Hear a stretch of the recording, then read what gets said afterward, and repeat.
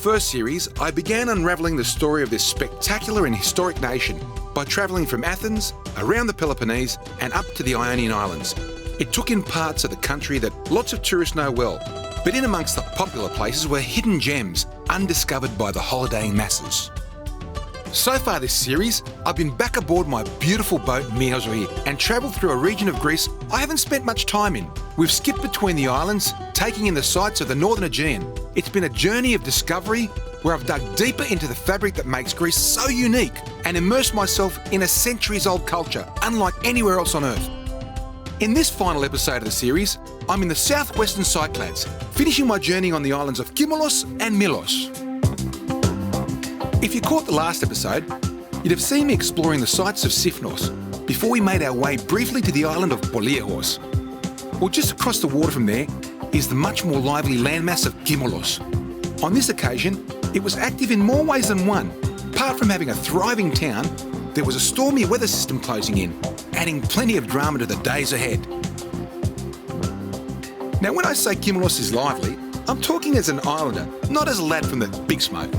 Throughout this part of Greece, things are pretty quiet, especially over in Πολύ, where there's nothing but a flock of goats and one lonely shepherd. Here, though, there's a healthy population that calls the island home. Now, in any other circumstances, what you see down there would be a turquoise blue. But this weather is really bad. You can see the whitecaps, and I've just had a call from the captain who said it's going to get worse. So we have to move, and we're limited to only a day in Kίμωλος. But we have to seek shelter and safety. So I've got to get a move on. I was probably the only person on the entire island that was in a rush. It's kind of contradictory to what life here is all about. Kίμωλος is a sleepy place where things have changed little in the last half century. There's a certain authenticity to things here, where the outside world has had minimal impact on the traditional, simple way of life. You come here to get away from the masses and experience a bit of downtime, free from crowds and stress.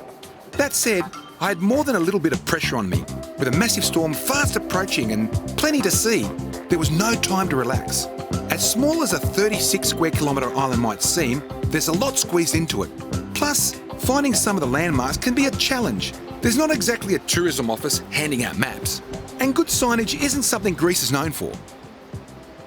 The bombing campaigns of World War II devastated many European cities, and Athens got more than its fair share. And in the 1950s, it was rebuilt from the soft, wonderful stone here in Kίμωλος. Thousands of tons were shipped from this very spot, but that's not foreign for Kίμωλος. Kίμωλος was a workhorse for Greece, for commerce. There's mining that happens all along this coast, so if you're a five-star tourist that loves luxury, this is probably not the place to come. But I do see a lot of peculiar adventurous type tourists in their camper vans and hire cars wheeling around all over the place. But unfortunately, I'm limited by time and I want to see as much as I can. The whitecaps meant only one thing, building wings. The sea was starting to churn and it was clear the weather was going to get the better of me. To put things into context, in seafaring, they use the Beaufort scale to measure water conditions relative to wind speeds.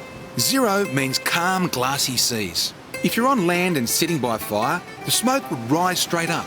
6 on the scale equates to a strong breeze, up to 49 kilometres an hour, and larger waves starting to form. At the end of the measure is 12, and that's hurricane force. This system was expected to reach that point, and right now, we're only about 6.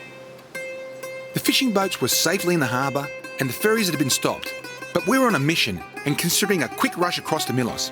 However, before that, I had some exploring to do. You know what they say, a ship is safe in the harbour, but that's not what ships were built for. This made the captain a tad nervous. If it were up to him, we'd have upped anchor, untied the lines and left port hours ago. That's why he's the brains of our team. Captain Yanni keeps me out of trouble, most of the time. One of the things I was keen to check out was the mines. The island's name is actually derived from the word Kimolia, which means chalk, in reference to both the white cliffs of the island and also the substance they've been unearthing here for centuries. Mining supports most of the local economy, with agriculture and fishing being very minor sources of income. It's pretty easy to see why. The entire northeastern side of the island is rich in Kimolia. from the obvious bleached earth of the open-cut mines, there's the shimmering white of the towering cliffs and long expanses of sandy, pale beaches. It's these stretches of coast that draws many of the tourists here. On a calm day, there's some of the prettiest beaches in the Aegean and some of the quietest. At the other side of Kίμωλος is a very different landscape, and yet another thing that you just have to look at if you ever find your way here. The hard part will be dragging yourself away from these gorgeous beaches. Behind me is the nudist beach of Ελληνικά. But that's not what's important here on the southwest coast of Kίμωλος. This whole coast is dotted with tombs from the 3rd, 4th and 5th century BC. They haven't found the city yet, but this is the way they discover the city, the civilization that was here. And we're going to go and meet a fellow, an archaeologist, a young guy that's working on his doctorate here in Kίμωλος. Hopefully by the time he's 70, he might find the city. But before I meet him, I might go down for a swim. To the untrained eye, this looks like a barren landscape with little interest. But to an archaeologist, the piles of rocks, mounds of earth and stony hillsides reveal all sorts of mysteries to explore. It's a landscape that's rich in history. Digging beneath the scrub and piles of rocks might reveal an ancient town or long-lost temple. It takes immense patience and years of work to hopefully find a few gems that answer questions and tell the story of an area. And up next, I'm meeting someone that's dedicating their life to it. Kίμωλο is an archaeologist at the Italian Archaeological School in Athens, as well as a researcher at the National and Cappadocian University. At 34, he's quite young and could easily spend the rest of his life digging around this site and still not find a thing. Now, how's that for dedication? Kίμωλο, there's the ancient mines behind me, and there are tombs all the way along the coast.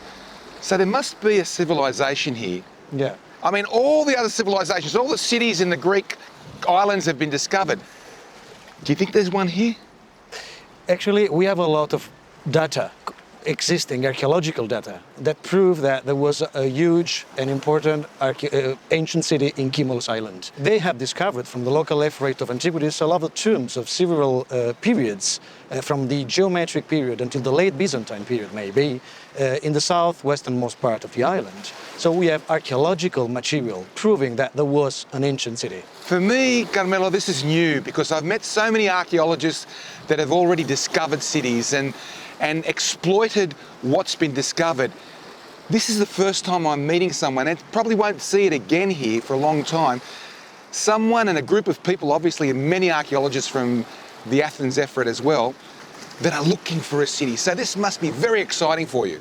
Yeah, it is. Actually, it is very, very exciting for me, as for every young archaeologist, to have the opportunity of collaborate with institutions in order to make a research on a still undiscovered context, archaeological context. So hopefully you won't have a grey beard by the time it's discovered, and we'll be able to talk about you and all the archaeologists that have found some wonderful stuff. Actually, it would be a honor for me, Yes. considering also my love for Greece in general, Yes. and for this island specifically.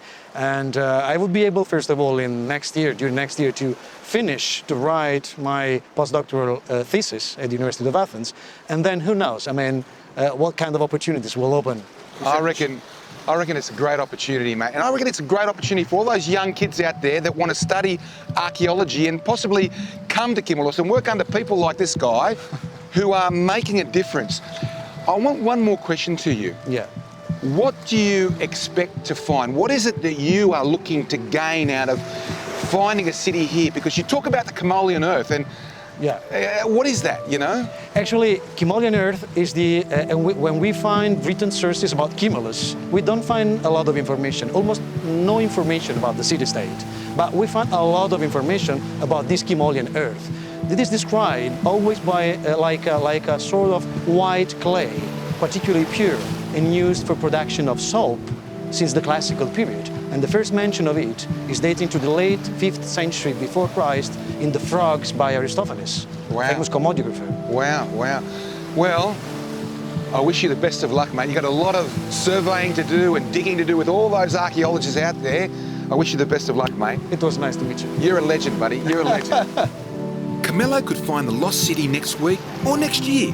On the other hand, he could be working here for the rest of his life and never find anything. That's like me starting the construction of a building that never finishes. The work that he and other archaeologists are undertaking is a thankless but highly important task. Their discoveries shape history.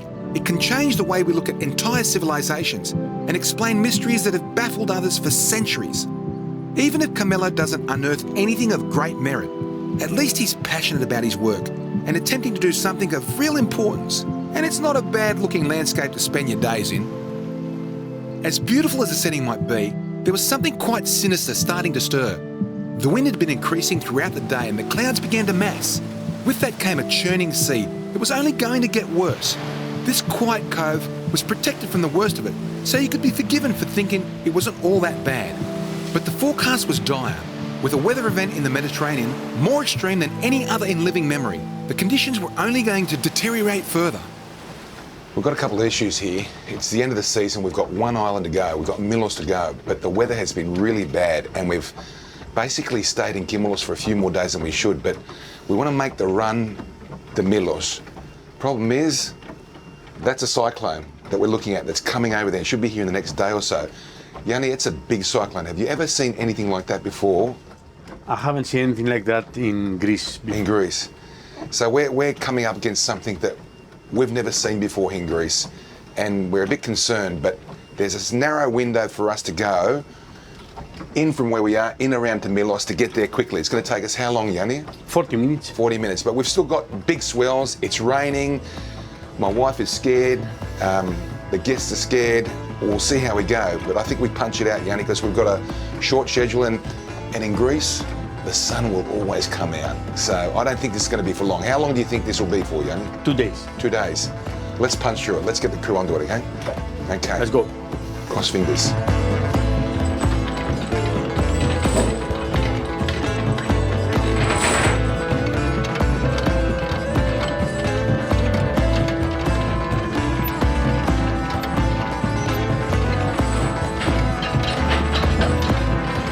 This is the reality of life at sea.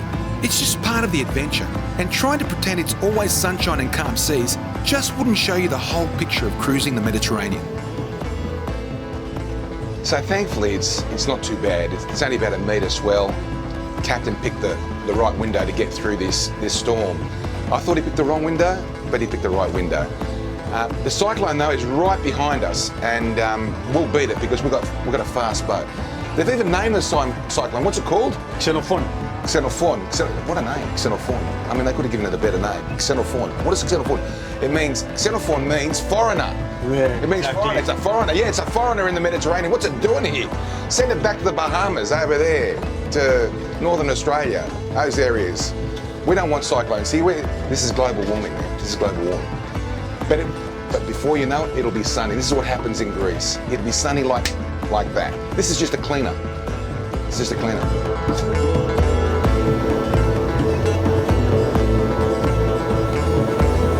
Punching through the waves and swirling winds, we rocked and rolled our way from Kίμωλος to the safe harbour of Mήλος. It was a bumpy 45 minutes that felt more like a couple of hours, but the reward was worth the effort. By the time we had tied off at port, the storm front had arrived. It was a rough night's sleep, and throughout the following day the winds were howling and the boat shaking. But just as we were getting ready for dinner, the sun was peeking through the clouds and the water was still. See, I told you the sun would be back. Bad weather always passes quickly in Greece.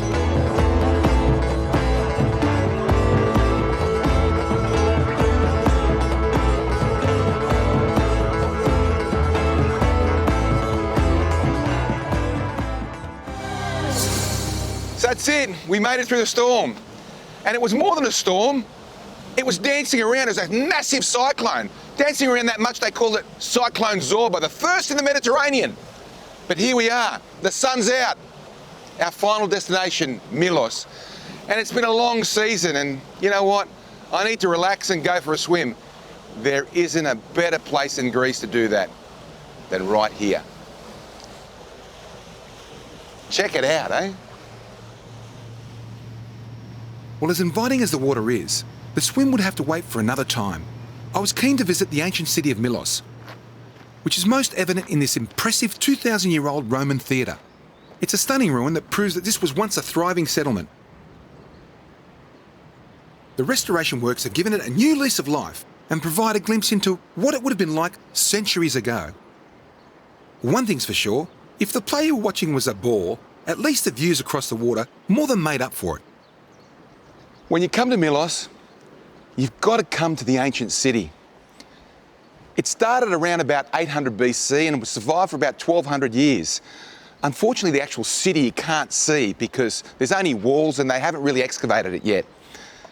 But what you can see is this beautiful theatre that the Romans built around about 100 AD. And I can just imagine what it was like 2,000 years ago, sitting here, watching the actors, listening to the music. You can actually do it today. It's still being used 2,000 years later. So you can experience that. However, what this island is famous for is a statue that you know about, you may know about, and we're going to go and check that out right now. Before making tracks to find out where a farmer found that special sculpture 200 years ago, I spent a little more time exploring the theatre. The contemporary restoration has turned what had become a pile of rubble and buried ruins into a living, usable space that harks back to a bygone era.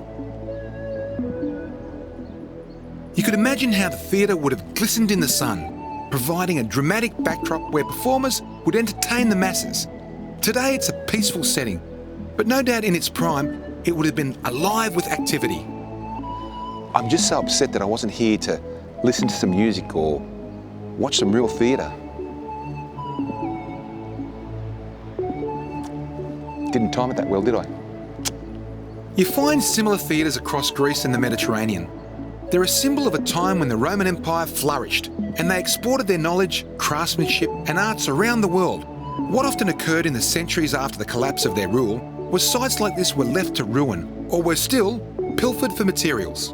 The same goes for fortresses, abandoned towns and other locations like religious sites that had little meaning to the people that lived in those areas. Today, the remnants are slowly being unearthed and in some cases restored. We're at the east gate of the city, the ancient city. And right down here is where they found one of the most famous statues around today. A farmer dug it up right there. Awesome stuff. Just down the road from where it was discovered is the Cultural Museum that answers some of the questions about this world-renowned find. It houses other amazing works that once stood in gardens, temples and houses of the ancient Romans. So this is her, one of the most famous statues in the world, Venus de Milo. And the translation is Aphrodite of Milos, the island of Milos. She's from 120 BC, the Hellenistic period. She's got perfect form. Unfortunately, she's not the original. The real girl, she's in the Louvre in Paris, but I'm happy to see her here. Just perfect form. Now in the Louvre, you can't touch her. The history of Milos dates back much earlier than the Hellenistic period and Venus de Milo.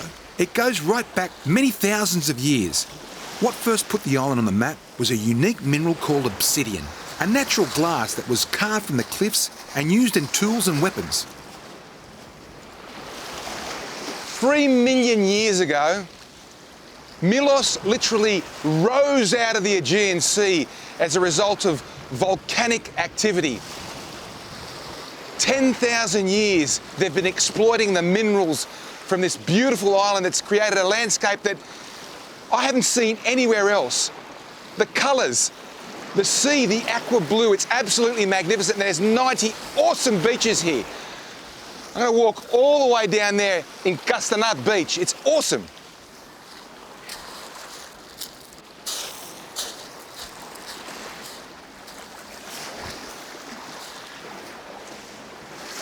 Now, it's a lot easier than I thought getting across from one bay to another in Castanas, but wow, look at these colours. I mean, there's every colour of the rainbow here. There's yellows from the sulphur, there's oranges from God knows what, but there's also purples and whites and greys. There's all the colours of the rainbow here. But it's what is even more special is that every single one of my senses is being activated. The sound of the water, the sound of the wind. I'm getting a massage on my feet right now. And the smell of sulfur. It's not that bad, man. It's all right. It's pretty cool. Take it in. The geology of this island is breathtakingly rugged. Millennia ago, this whole region was the volcanic centre of the Aegean, and the results of that period are evident today in the cliffs, rock formations and sulphuric plumes.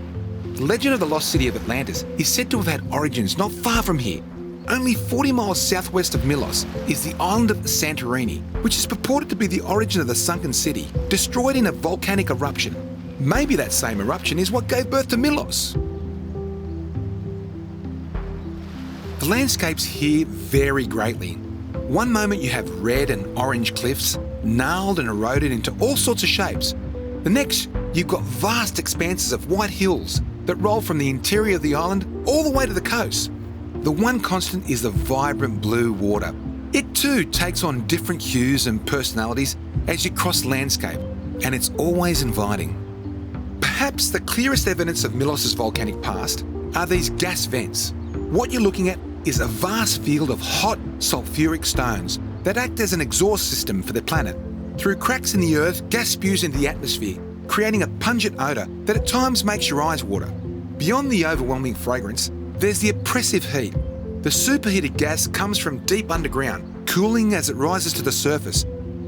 Even when it emerges, it's extremely hot, baking the rocks and evaporating any rainwater that lands nearby. In some places, if you stand still for too long, you'll melt the rubber on your shoes. You'll find similar landscapes all around the world, from Japan and New Zealand to Iceland and North America.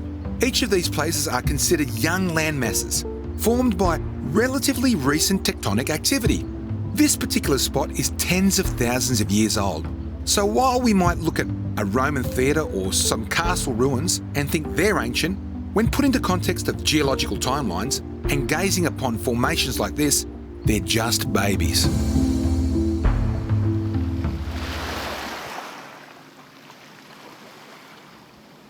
One of the main economic drivers on this little island is mining. It's hard to believe that a place that's only 160 square kilometres in size would have such a large amount of this activity going on. But it's been happening here since the island's earliest known times of human habitation.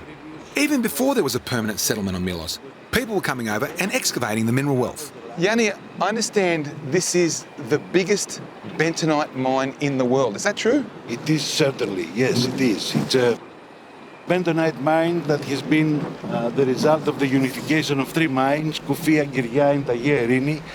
The length of this mine is more than 1,700 meters, its width is more than 600 meters, and its depth from the highest point to the lowest one is more than 130 meters. Wow. But tell me, bentonite is not the only thing that Milos is famous for. It has a long history of mining, even back to the Stone Age. Yeah, Milos is a lucky island, okay? There is archaeology here, there is history, there is natural beauty, but the most important thing is Milos' geological wealth. And when we say geological wealth, it really means mining, exploitation of this mineral wealth. So mining actually has started in Milos 10,000 years ago with exploitation of obsidian, where ancient people were making their tools, they were making their weapons. As we are now, okay, we mine in Milos mostly bentonite and perlite. Especially for this bentonite mine, we mine about 1.3 million tons annually, and we mine an additional 400,000 tons of perlite. Wow. So from the glassy, rocky obsidian to the sulfur and the manganese and the perlite and all this stuff that's being done here, you must be abusing the island. No, on the contrary. We contribute to the economic development of the island. In fact, we have created the infrastructure for the island to accept whatever touristic activity. But on top, okay, we respect environment through, let's say, dust minimization from our operations. We are well above industry standards in regards with rehabilitation techniques that we use. We are pioneers on that. Okay, we have our own nursery. We produce all the endemic plants in Milos, and we use these plantations to make the land as it was previously. And you can see several examples in Milos Island where we have fully rehabilitated the area, and you cannot really understand that this area has been in the past a mine. But on top of that, okay, we are a step above on that, we have developed what we call post-mining use. We have created in certain depleted areas vineyards, and we have returned... Vineyards? Vineyards. Vineyards, you make wine? Yes, we make more than 1.5 tons of wine annually. We produce our own wine in Milos. Tell me something that, I mean, I have a bit of a green finger, you know, and I look at this. How are you going to rehabilitate this? I can't understand how you... What are you going to do with this when you finish? According to the EIA study, the environmental impact assessment, we can create a lake, or we can bring back the waste material that has been transported, or we can even start backfilling of the mine as the mine is going to be extended towards the south. That means that the overburden is going to be transported back to the mine and deposited at the bottom of the mine. You know, Yanni, all my life I've been playing with machines as a boy. I'm still playing with machines on my building sites. I want to get down there. Can we go? Let's go. Let's go. You know, when I said green finger, I actually meant green thumb. But that's what happens when you focus on maths at school. English was the only subject I ever failed. Maybe I was just a bit too excited seeing all these machines. Mike, I've come down because I love machines. I love these machines. I've been playing with them all my life, big ones now, but you've got bigger ones than me. Explain to me, is this place, this mine, does it work all day? This period of time where we have our mining and activation campaign from the end of April till the end of October, we're working all over the day. 24 hours a day, yeah. Tell me a bit about this grey stuff. What do you call it? Bentonite. What is it? This is a clay mineral. And what do you use it for? The applications are thousands. For example, oil industry, steel industry, car industry, pet litter also. Wow. Thousands of uses, thousands of applications, you know. One thing, Mike, that I noticed, you've been doing this for 22 years. Your boss, Yanni's been doing it for 30 years. What is it about this that you guys love so much? We love ground, we love clay, we love mines, we love the people working for the mines. Yeah. That's very, very important for us, very special for us. So there's a lot of the population working here from Milos? 99% is working for the company, for bentonite and perlite mining, yeah. The contractors, the people working as a staff of our company. We're occupying around 500 families, directly or indirectly. That's fantastic. Yeah. Can I get a drive of one of the machines? Can you let me drive one of the machines? If you have the license, yeah. Oh, mate, I can drive that machine. Let me drive the machine. I want to drive one of those machines. They look awesome. Mining is an industry that has not only kept the island alive, but in a large way is what gave birth to it. The mineral wealth of Milos put it on the map, and today keeps many of those that live here employed. And while I didn't get to drive one of the excavators, I did get a chance to see the vineyard. To be honest, I found it hard to believe they could turn what's essentially a barren moonscape into arable land. But through hard work and good ethics, they've reinvigorated what could easily have been an ecological disaster. The mining company gives back in more ways than just restoration of the environment and employment for locals. They also invest in infrastructure for the community and create events that bring the people together. It's a holistic approach to big industry, and one that seems more sustainable than you find in other parts of the world. You can see the perlite mines behind me. And right here is a vineyard. Don't look at the vines, they seem like they're a bit dry. But that's only because it's that part of the season. They've already been picked. They've built a brand new sewage plant. They've provided firefighting equipment. They've provided ambulances for the islands. They even have rock constants in those massive pits. But they have to, because they want to be here for the next 50 years. This is awesome. They currently send their grapes off-site for processing, but plans are afoot to be able to crush, barrel, age and bottle it right here on location. And as more land is restored, the vineyard will only grow, increasing production to a point where it will be commercially viable business in its own right. So not only are they giving the land a new lease of life, they're creating more jobs while doing it. And by the way, it's quite a tasty drop. We took a couple of bottles back with us to enjoy over dinner that night. Needless to say, I spent most of the evening telling everyone how awesome the machines were. Deep down, I'm still a big kid at heart. So we have many traditional days on Miazui. We have our Top Gun Day. That happens a lot, actually. It happens like 10 days a year. But anyway, today is our football day. It's the grand final, and my team is in the grand final.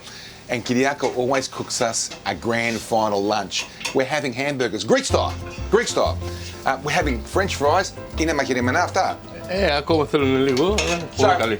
He cooks the chips twice so they're crispy. We got, look at this, lettuce, mayonnaise, onions, tomato.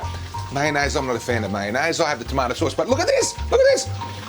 Show me the buns. He bakes his own buns. Look at this. This is fantastic. Now this, I'll tell you what, me having a hamburger on this day, on grand final day, means there's a good chance my team will win because I'm more motivated now. So, oh look at this. The meat, he doesn't fry the meat, he grills the meat. Full Greek. You're a legend, Kyriako. You're a legend. Εύχομαι να αρέσει και Παναγιώτη. Yeah. Έτσι στο ψωμάκι και όλα θα είναι... Ooh, and they're nice and warm too. Fantastic, Kyriako. Να είστε καλά και Παναγιώτη. Ace, roosters. Μαγιονέζα δεν τρώτε που πρέπει να βάλετε με το χάμπουργκερ θέλει μαγιονέζα. Okay, I'll have mayonnaise. I'll have it anyway. Anyway, game's about to start. Kyriako had absolutely no idea what I was talking about when I mentioned the Roosters. But they are my local football team that I've followed since I was a little boy. And when I say football, I mean rugby league. In Australia, football can mean one of several sports we play. In Europe, it means only one thing, soccer. More importantly though, how good do those burgers look? I don't know how he manages to make such amazing food in such a tiny kitchen.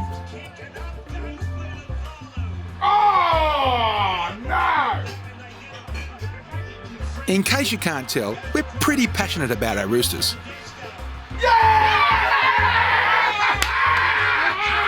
Needless to say, we won.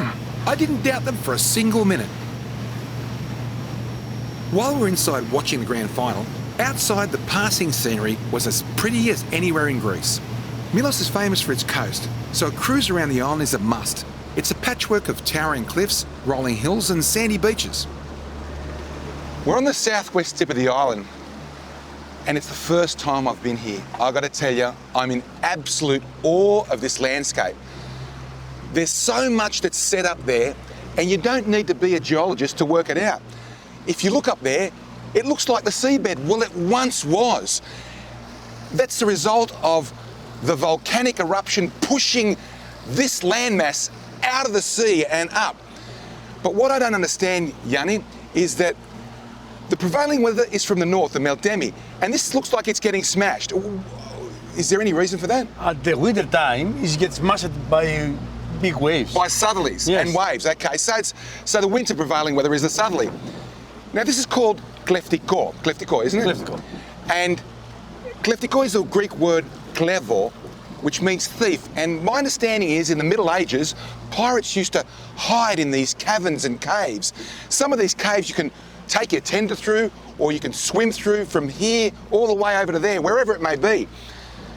But what's special is that you just can't get here from land. You need to come by water, so it's been kept in this pristine condition. The water is absolutely magnificent. It's that turquoisey blue, but you can still come here because there are day trips that come here. You don't need a super yacht. In about 2 hours, this will be packed with boats and sightseers having a swim and enjoying themselves. We're going to just go through and just have a look at this landscape and enjoy it and take it all in. I might have a swim too because there's nobody here. I might even pull it all off. But I must tell you, you want to come here quickly because the soft rock is eroding away from that weather. And in 1,000 years or so, it'll all be gone. Get here quickly, get here quickly. Have a look at that. You're lucky you see this all the time. Eh? What a job. So, Yanni, how many times have you been here? 50. 50 times? At least. And you get paid to do this, right? Yes. What a job, man. What a job. Now, the cameraman's a bit concerned because we're going through a hole and I'd like to say he's shit scared, but I'm not allowed to say that on camera. He's smiling now, he's out of it. 50 times. So it's a popular spot. Yeah. So it's visited that much and it's still very clean and beautiful.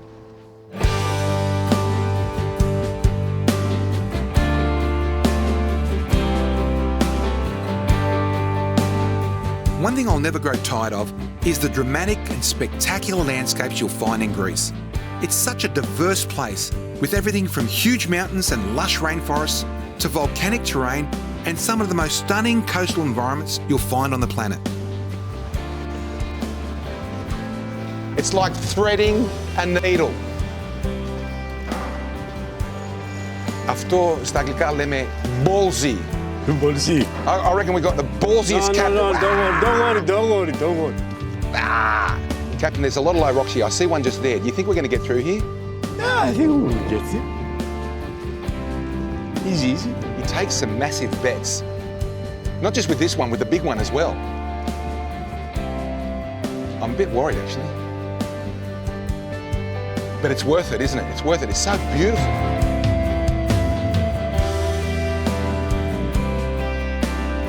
You can see why this is such a popular spot for yachties and boat owners. Throughout the area are countless hidden coves and tiny bays where you can drop anchor and have a piece of paradise almost entirely to yourself. The awesome thing is, this entire coastline is constantly evolving. Mother Nature is continuously battering the soft stone with wind, rain and waves. So every time you visit, things have changed, sometimes slightly and on other occasions in a dramatic way. Captain tells me that in his time, some of the caves have become archways, and where once stood towering columns, there are piles of rubble. I guess that's why, even after having been here 50 times or more, Yanni still finds it to be a special place.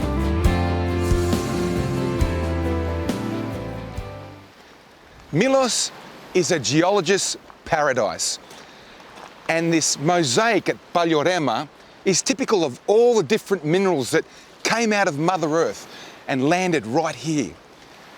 If you look behind me, you'll see the old sulphur mines, and sulphur was mined early antiquity in 500 BC, all the way up to the 1800s when they extracted it industrially.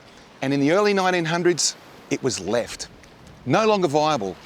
Today, it's just a playground for kids while their parents are swimming on the beach. Which reminds me, I better go and find Irenaeus. He's up there somewhere.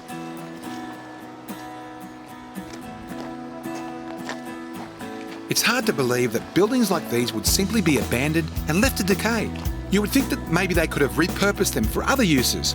I can only assume that anything of value would have been stripped and sold off for scrap, or used in structures elsewhere on the island. It's actually quite interesting, walking around and trying to work out how it all functioned.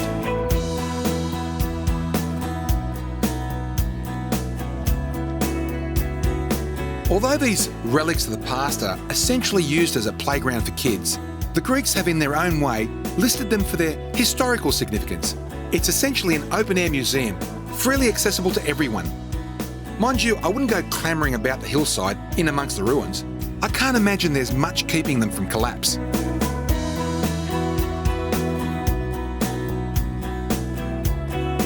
The scale of the development suggests this was a big operation. At its prime, the mine would have employed a lot of people and brought plenty of wealth to the island. Today, it's a monument to the past and a reminder of a different time. Replacing the mineworkers and machinery are tourists and boats. One industry has made way for another, and now it's a far more peaceful setting. That said, the scenery can sometimes be a little confronting.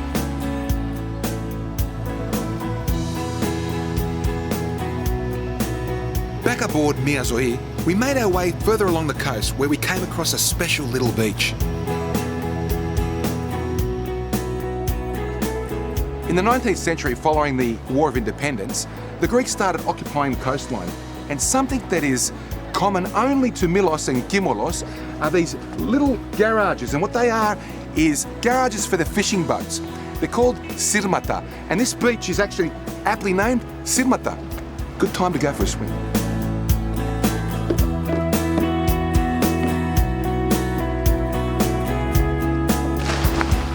I love the sirmata and their adaptive reuse over the decades. Today, they're no longer boat garages. Instead, the locals have turned them into beach houses. And these days, some of them are even being used as holiday rentals. They're an ingenious bunch.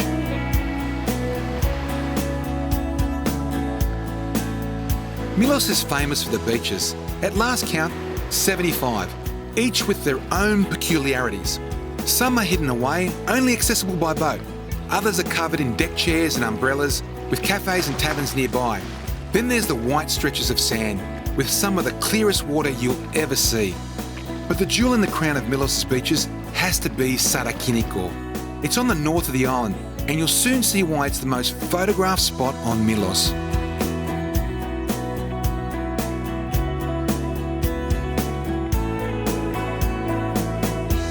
This lunar-like landscape is actually nothing like the moon's surface. What's underneath me used to be full of living things, fossils, limestone, diatomite. And don't ask me what diatomite is, but there's layers of it down there. But wow, full of swimmers, jumping off the cliffs. Over there, there's kayakers, and there's even a wreck over there you can do a bit of snorkeling on. Which reminds me, I might just go and do some snorkeling on that wreck right now. In my opinion, after Namos Beach in Mykonos, this has to be the second most Instagram beach in Greece, and rightly so. Everywhere you look, there's a stunning view. And what makes a photo of a pretty scene even better? Someone sticking their head in front of it.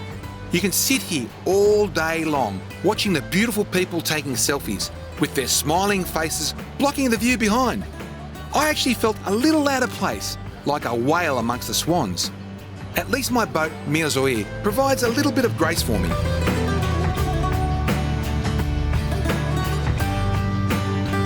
My last stop, Sunion, the southernmost tip of Attica. Behind me is the Temple of Poseidon from the golden era of Greece. In Homer's Odyssey, he writes that King Manolis of Sparta, what a name, eh? Travelled around here and buried one of his heroes. That was the end of his journey. I've been travelling from the northern Aegean all the way down through the western Cycladic. 3 years of planning, 2 years of filming, and I'm not even halfway through my journey. But anyway, this is my last chance for a swim, so I'm gonna jump in right now. I couldn't think of a more fitting place to finish my journey and enjoy one final dip in the warm waters of the Aegean. The Temple of Poseidon towered overhead, visible for miles around. It's an iconic landmark with a powerful presence and puts somewhat of a full stop to this leg of my Greek Odyssey. My time here had passed much quicker than I'd have liked, but that's always the case when you fill your days with constant fun and activity. It had been a whirlwind voyage in more ways than one. The last couple of months were an adventure of contrasts and unique experiences. I'd hiked, swum, cruised, and eaten my way from island to island. I met wonderful people, shared countless laughs, learnt fascinating things about Greece, and a little bit about myself too. And while this might be the end of Series 2 of the show, it's barely halfway through the journey I've got planned for the years ahead. So as the sun sets on the Odyssey so far, rest assured you'll soon see me and Miozoi back on screen, cruising the Mediterranean as I continue to share my passion for Greece.